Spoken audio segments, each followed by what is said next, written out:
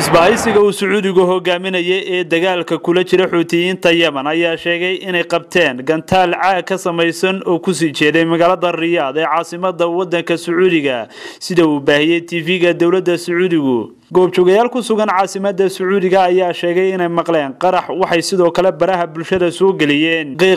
ka baxaya dhanka hawada sare mucaaradka Xuutiyiinta ayaa TV ay leeyihiin waxay ka sheegeen inay Gantaal u rideen dhanka qasriga iyo maama ee waddanka Sacuudiga bishii la soo dhaafay ayaa Gantaal ka lamida uu ku dhawaaday garoonka diyaaradaha ee magaalada Riyaadh wadamada Sacuudiga iyo Mareykanka ayaa Iran ku eedeeyay inay madaafiic siinayso Xuutiyiinta Yemen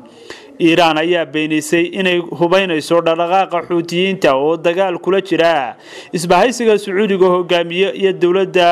aan cagaha badan ku taagnayn ee waddankaasi Yemen balse caalamku aqoonsan yahay